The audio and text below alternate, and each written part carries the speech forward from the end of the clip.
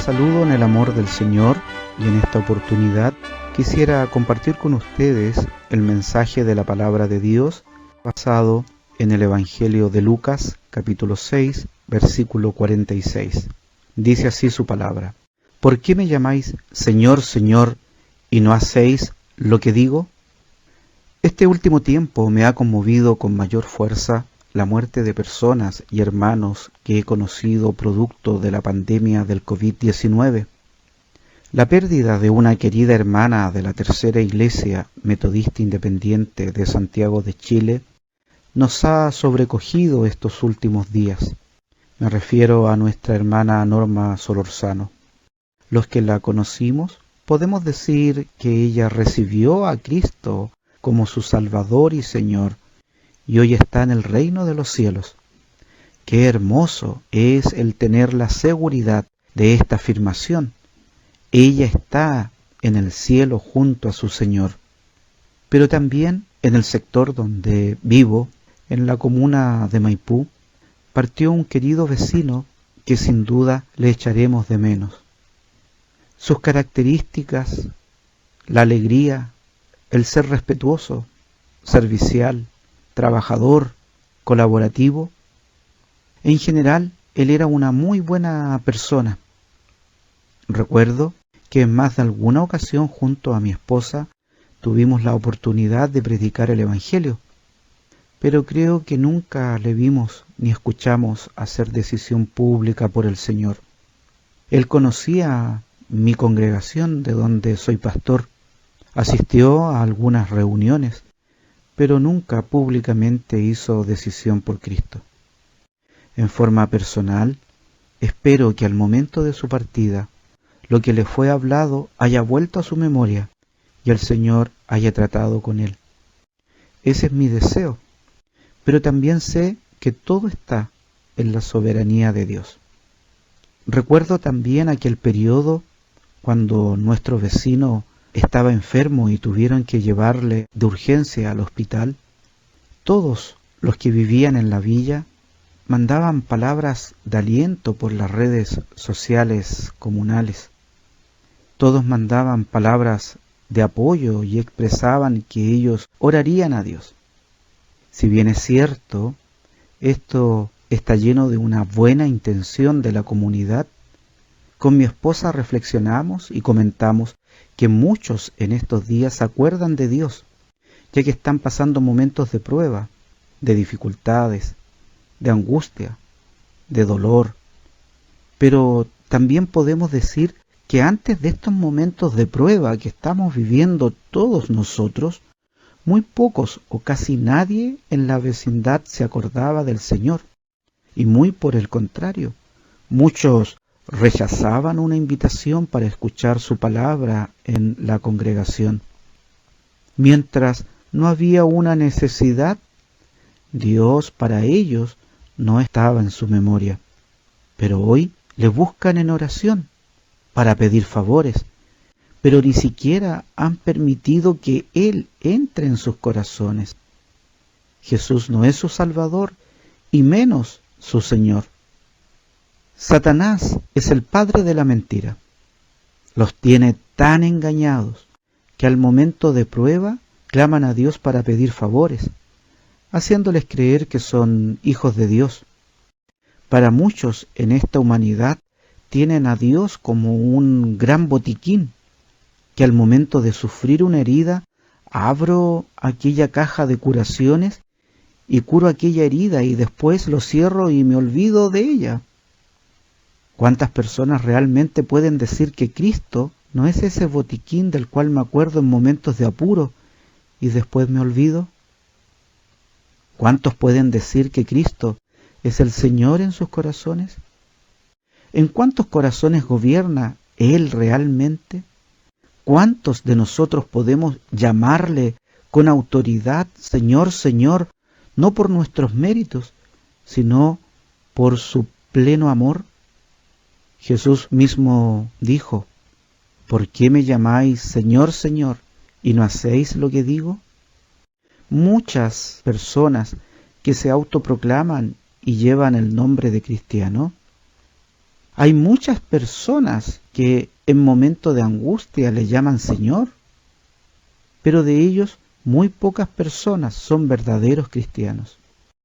En lo que respecta a la mayoría de los que se hacen llamar cristianos, sería una blasfemia decir que Cristo está sentado en el trono de sus corazones, porque jamás le han invitado a morar en sus corazones y viven sus vidas de acuerdo a sus propios y particulares placeres y necesidades, y Dios está completamente olvidado y fuera de sus corazones. Este pasaje de Lucas 6:46 nos dice claramente que si le llamamos Señor es porque hacemos lo que Él nos dice, porque tenemos la confianza que somos sus siervos y Él es nuestro Señor. En el libro de Malaquías capítulo 1, versículo 6 dice: el Hijo honra al Padre y el siervo a su Señor. ¿Usted honra a su Señor? La autoridad de Dios exige obediencia. La autoridad de Dios exige sumisión. El hombre es por naturaleza rebelde, desobediente, y no se quiere sujetar a la autoridad tan fácilmente. Cuando venimos a los caminos del Señor, hemos recibido a Jesús como nuestro único y exclusivo Salvador. Nuestros pecados son perdonados y sabemos lo que es ser hijos de Dios.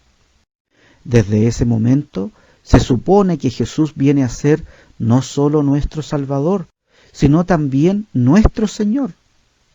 La palabra Señor es una posición de autoridad que implica servicio y obediencia. En las Sagradas Escrituras, la palabra Señor tiene muchas significancias y aplicaciones, y una de ellas es ser siervo, un esclavo que está sometido por amor a su dueño, nuestro Dios. No es correcto llamar Señor a mi dueño y no le obedezco. No me someto a su voluntad. No hacemos lo que Él dice. Y peor aún, ni siquiera sabemos lo que Él nos está pidiendo. El señorío de Jesús sobre nuestras vidas demanda dedicación, demanda una separación del mundo. Como dice el apóstol Pablo, con Cristo estoy juntamente crucificado y vivo no ya yo, mas Cristo vive en mí. Gálatas capítulo 2, versículo 20. Estimado oyente, somos verdaderos cristianos cuando Él se convierte en el gobernante absoluto en el trono de nuestro corazón. Eso es el cristianismo. Que Satanás no te engañe. Tal vez tú piensas y puedes decir que eres una criatura de Dios, y eso es cierto porque Él nos hizo. Él te hizo, pero no debes confundir ser criatura de Dios a ser un hijo de Dios. Hoy en día Satanás ha engañado a muchos haciéndoles creer que son hijos de Dios, que pueden orar y llamarle en cualquier momento para pedir favores, y tal vez a ti también te tenga engañado. Un día Jesús enfrentó a unos religiosos que se creían que eran hijos de Dios y que al único Dios verdadero servían. Jesús entonces les dijo: si vuestro Padre fuera Dios, ciertamente me amaríais, porque yo de Dios he salido y he venido, que no he venido de mí mismo, mas Él me envió. Juan capítulo 8, versículo 42. Apreciado oyente, ¿ama usted a Dios? ¿Busca hacer su voluntad? Si usted quiere llamar a Jesús Señor, como muchos hoy en día le están inútilmente llamando, en oraciones vanas, usted lo primero que debe hacer es arrepentirse de sus pecados y recibirle como su Salvador y Señor. Lo primero que predicó Jesús al iniciar su ministerio fue el arrepentimiento. En Marcos capítulo 1, versículo 15, y diciendo: el tiempo es cumplido y el reino de Dios está cerca. Arrepentíos y creed al Evangelio. Hoy Esas palabras de nuestro Señor resuenan y se hacen más vigentes al ver las señales de estos últimos tiempos. Arrepentíos y creed al Evangelio. Estimado oyente, arrepiéntase y crea el Evangelio de nuestro Señor Jesús. Tal vez usted diga, ¿de qué tengo que arrepentirme? Hay otros que son realmente pecadores. La Biblia dice que en esta tierra no existe hombre bueno, aunque usted se crea bueno. En Romanos 3, del versículo 10 al 12 dice, como está escrito, no hay justo ni aun uno, no hay quien entienda, no hay quien busque a Dios. Todos se apartaron, a una fueron hechos inútiles. No hay quien haga lo bueno, no hay ni aun uno. Querido oyente, Dios es un Dios santo, perfecto, limpio, y usted todo lo opuesto. La Biblia dice que usted está muerto en sus delitos y pecados y necesita arrepentirse y humillarse delante de Dios para poder elevar sus oraciones y poder llamarle verdaderamente Señor, Señor, buscando hacer su voluntad. ¿Cuántos buscan a Cristo, pero no con el propósito de hacerle Señor? Al contrario, muchos se hacen señores y le buscan para pedir que haga esto o aquello. La mayoría de la gente quiere recibir ayuda en sus necesidades. Que yo recuerde, hacía mucho tiempo que la gente no llamaba a conocidos o parientes que profesan el Evangelio para que les tengamos en oración. Hoy en día muchos oran y piden ayuda a Dios por sanidad, producto de esta pandemia que les ha afectado. Se acercan a Dios en oraciones y rezos y le llaman Señor, pero ¿es realmente el Dios Todopoderoso el Señor de sus vidas? De acuerdo a las Escrituras, el buscar al Señor sin arrepentimiento es una actitud altiva del ser humano. Aquellos que oran lo hacen sin sentido, con hipocresía. No juegues a llamarle Señor si en realidad no lo quieres tener como tu Señor. Debes dejar de llamarlo así. No obstante, si quieres que Él te guíe, deja de pecar. Ábrele tu corazón. ¿Qué perdemos al tenerlo como Señor? Perdemos todo lo que es malo, todo lo que no vale. ¿Y qué ganamos? La sabiduría, el amor de Dios y el amor de Cristo. Nuestro amor a Dios nos hace guardar sus mandamientos. Primera de Juan 2, del 1 al 6, dice, hijitos míos, estas cosas os escribo para que no pequéis, y si alguno hubiere pecado, abogado tenemos para con el Padre, a Jesucristo el justo, y Él es la propiciación por nuestros pecados, y no solamente por los nuestros, sino también por los de todo el mundo. Y en esto sabemos que nosotros le hemos conocido, si guardamos sus mandamientos. El que dice, yo le he conocido y no guarda sus mandamientos, el tal es mentiroso, y no hay verdad en él. Mas el que guarda su palabra, la caridad de Dios está verdaderamente perfecta en él. Por esto sabemos que estamos en él. El que dice que está en él, debe andar como él anduvo. El pecado es transgresión de la ley, y todos hemos infringido y quebrantado la ley de Dios. Pero Dios nos ama tanto que dio a su Hijo Jesús para pagar por nuestros pecados. Romanos 5:8. Mas Dios encarece su caridad para con nosotros, porque siendo aún pecadores, Cristo murió por nosotros. Juan 3, del 16 al 18. Porque de tal manera amó Dios al mundo, que ha dado a su Hijo unigénito, para que todo aquel que en él cree no se pierda, mas tenga vida eterna. Porque no envió Dios a su Hijo al mundo, para que condene al mundo, mas para que el mundo sea salvo por él. El que en él cree no es condenado, mas el que no cree ya es condenado, porque no creyó en el nombre del unigénito Hijo de Dios. Estimado oyente, recibe a Cristo como tu Salvador. Él te ama y murió por ti. Si le recibes, serás recién un hijo de Dios. Escucha lo que dice Juan 1:12.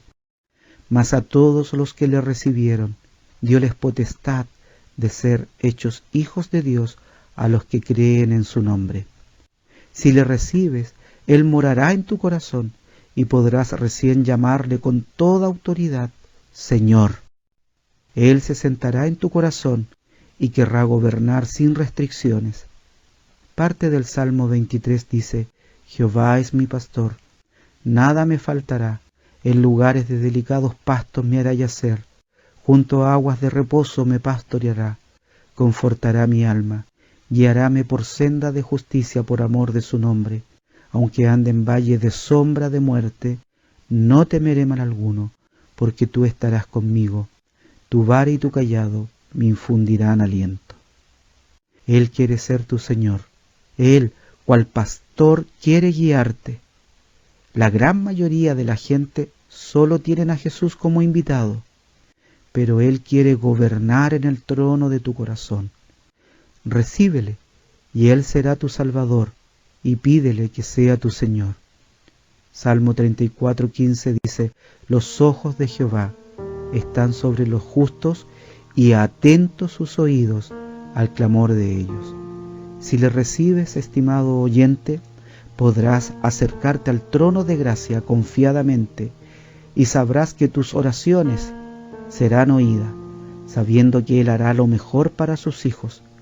Él está con los brazos abiertos para recibirte. Si es así, realiza esta oración. Amado Dios, hoy en oración vengo a rendirme ante ti, a pedirte perdón por todas mis faltas, por todos mis pecados, por el daño que yo he hecho. Te suplico misericordia y compasión. Sé que son grandes mis pecados, pero hoy vengo arrepentido a humillarme ante ti. Por favor, necesito tu perdón. Quiero recibir a Cristo como mi Salvador. Quiero que entres a mi corazón y gobiernes mi vida para ponerla en orden. Gracias, porque entregaste tu vida por mí y me has dado vida eterna. Gracias por tu amor. En el nombre de Jesús, mi Salvador y Señor. Amén.